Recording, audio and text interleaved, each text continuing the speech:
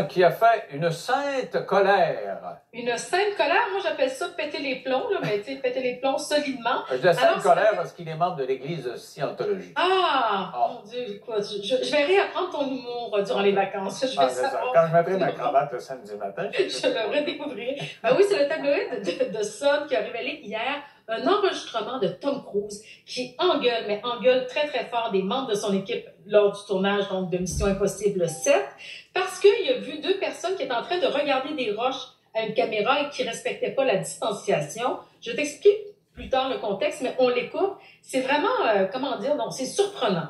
OK, on écoute Tom Cruise fâché. You can tell it to the people that are losing their homes because our industry is shut down. So they can put food on their table and pay for their college education. That's what I sleep with every night. I phone with every studio at night. Insurance companies. Producers. And they're looking at us and using us to make their movies. We are creating thousands of jobs. I don't ever want to see it again. Ever. And if you don't do it, you're fired. Alors là, il sert tout le monde dehors parce que lui-même, il est producteur. Explique-nous les circonstances. Ça finit plus, là, il est fâché. Là, ça dure 3 minutes. Là. Alors, ça dure 3 minutes, mais 3 minutes que tu te fais parler comme ça par un autre adulte, sérieusement, moi, bye, je suis partie. Là. Mais ça dure 3 minutes.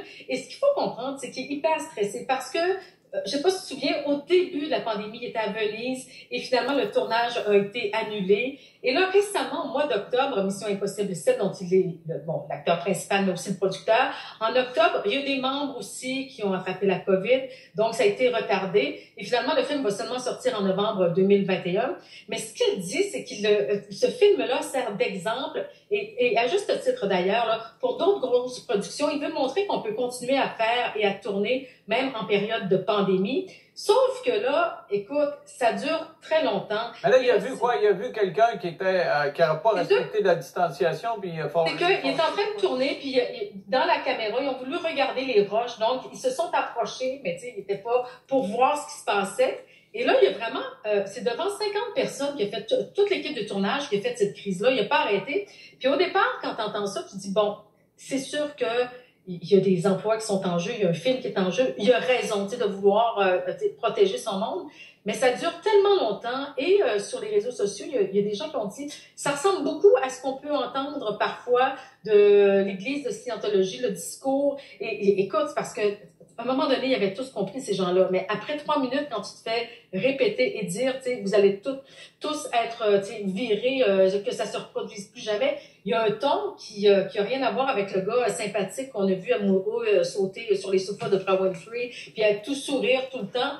C'est vraiment, en tout cas, moi je trouve que il avait raison, mais ça se dit gentiment, et que tu sois au cinéma ou partout, ce genre, on peut plus traiter les gens comme ça se fait plus, là. Vraiment. Ça se dit, je suis pas content, puis tu peux avoir un mouvement de « hey, je suis pas content », mais tu sais, une différence entre 3 minutes, ça finit plus. Hey, on va aller à la pause.